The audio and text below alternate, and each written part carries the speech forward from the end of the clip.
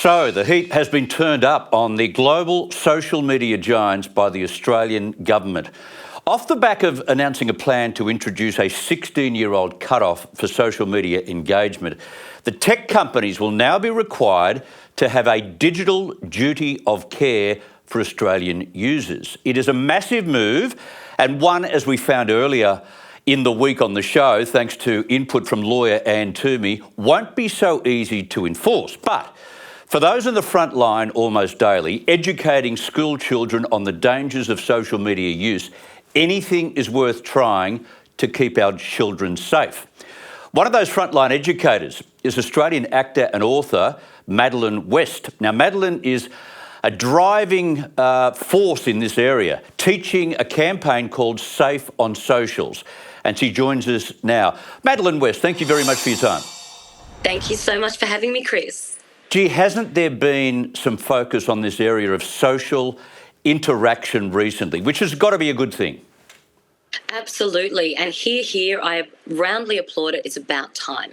Because realistically, we can talk about economic crises, the cost of housing, environmental issues. We can talk about overseas infractions. But the one thing that unites us all is we are all online. We're all utilising devices. The future is digital. That horse has bolted. Yeah. So how do we navigate that space safely? Because the reality is cyberbullying, sextortion, non-consensual deepfakes, all of those heinous crimes, which are only possible due to social media interaction, are a leading cause of anxiety, depression, self-harm, suicidal ideation and actualisation in kids between the ages of 5 and 17. And we can't ignore those stats anymore. 5, you say? Yep, starts as young as 5. We've got children suffering from body anxiety, from cyberbullying in group chats amongst preschoolers. We have children comparing themselves to idolised lives on social media that don't even exist, and having meaningful conversations with AI-generated bots on social media platforms like My AI on Snapchat, Billy on YouTube, etc., etc. So we're setting ourselves up for a fall if we don't put preventative measures and offer educational options that ensure our kids and us as carers, adults and teachers know how to navigate this space safely.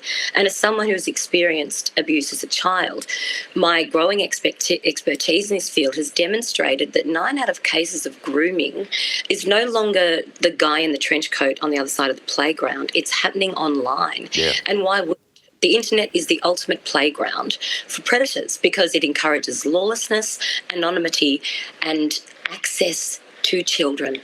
So it's so important to remember that when you hand your child a device, you're not just giving them access to the world, you are giving the world access to your child. Tell me how long you've been in classrooms and workshops doing this work, and what is the truth of the impact of social media on children?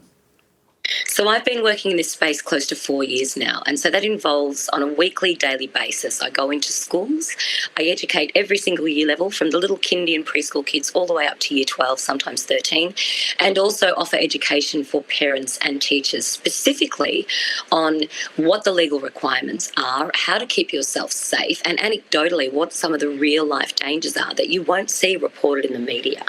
And the reality is, with every school I speak to, invariably I will have disclosures which seem as tame as an 8-year-old who is playing Grand Theft Auto, which is a game that's restricted, recommended for ages 18 plus, kids who are being actively grooming but don't even know what it looks like, kids who are utilising apps, which is exposing them to content that is in no way safe for them to be viewing, and parents who are under a misapprehension that their kids are safe online simply because they don't really know what their kids are seeing.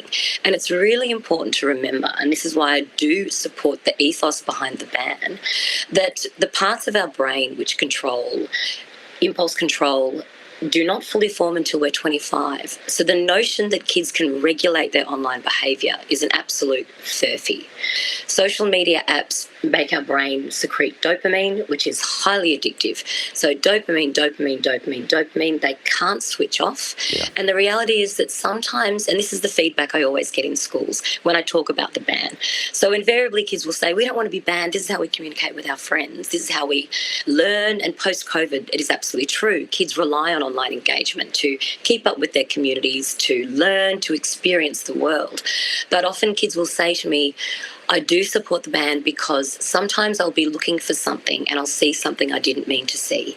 But once I see it, I kind of get a bit of a thrill and I feel a bit scared, and so I'll look at it again and again and again and again, and then I'll look at something worse, and it becomes a rabbit hole that is impossible to escape. Are parents doing enough, Madeleine? Like, what should we do? We should be putting restrictions on devices, police how long they are on devices as well. And we should be having a chat about them in terms of, especially boys, their behaviour towards women. Absolutely. I think this is a point that I can't drive home enough, that we can request the government to take responsibility for our children's online safety. We can ask the school and the curriculum to take responsibility, but ultimately we are the ones, as parents and carers, who give the child the device in the first place. We wouldn't tell our child to drive a car without them doing 120 hours behind the wheel. It should be the same online. There should be a recommendation to ensure that children are ready to be journeying in cyberspace. And we need to treat the metaverse like it really is a place that kids are visiting. Every game they play, every avatar in that gameplay is another human being on the other side of the screen. Every time they go on social media, every post they look at has been posted by another human being. So drilling that home to children. If you wouldn't say something to someone's face in the schoolyard, don't say it online. If you wouldn't be someone's boyfriend because they offered to pay you 400 Robux down at the supermarket, don't do it online. If a complete stranger asks you to meet up with them online, would you do it in the real world? And this is how grooming behaviours begin. So having these big, sometimes uncomfortable conversations with our kids to make them aware that this is a very real place and that we know that you want to be online. We understand that you're educated by being online, but it's not a game, it's a real space. And ensuring that your child is ready to be online, that they have the skills to manage that space adequately. Up until the age of 13, children should be comprehensively monitored when they're on the online space. Between the ages of 13 and 16, they can be allowed a little bit more freedom, with the proviso that they always ask mum, dad's, grandpa's permission before they go online, that they have a clear and comprehensive family agreement about what age is appropriate to be doing certain activities online. And I understand as a mum, it's really hard to police this. Pester power is real. Your kid comes home from school and goes, but I'm the only one in the class who's not playing Minecraft. That's why I encourage parents to use their group chat to make community agreements. When do you think it's okay for your child to have a phone? When did you let your child have Snapchat, Instagram, YouTube? Make sure you read the terms and conditions thoroughly. I understand that's frustrating. For the 5 major social media apps alone, it would take you 76 days of reading to absorb all of the terms and conditions. Make sure you're up to date with the relevancy, like the privacy provisions, the sovereignty provisions, so you know where your data's going and what country it's being stored in. So simple measures like that, and encouraging your kids to share their experiences online. One thing I find time and again when I'm speaking in schools is that kids want to be safe. They want to share their anecdotal experiences with me. They can't wait to say, oh, Miss, I saw this online, or someone asked me to be their friend, or they asked me to jump onto another platform so we could communicate. They want to talk about it. Encourage a space where your children feel safe to come with you. And the number one rule with that is never threaten to take away your child's device as a form of punishment because they don't take the bins out or they don't do the dishes in the evening. When I speak to kids in schools, I say, have you ever seen anything a bit dodgy, a bit scary online? And invariably they'll say, yep, I have. And when I say, did you tell mum and dad? They say, nope, I didn't.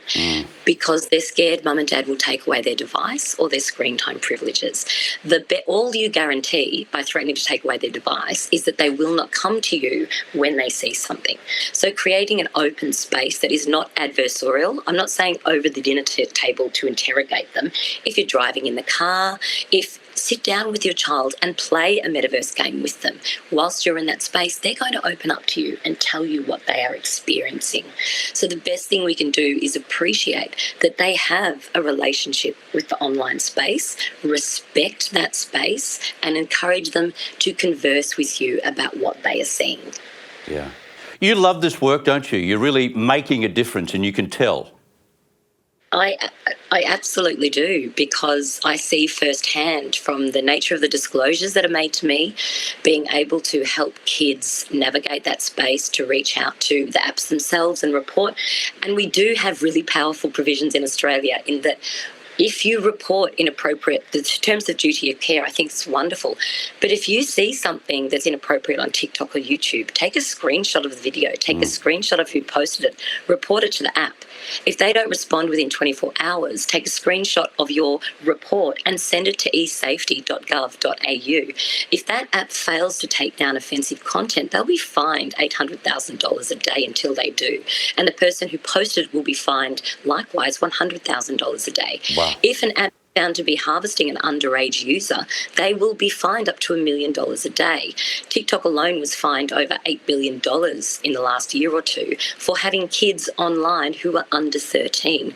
We do have provisions, we just fail to report. We have the criminal code here in Australia, which has really tough criminal provisions for cyberbullying, for sextortion, for utilising an online device to harass or cause offence or threaten.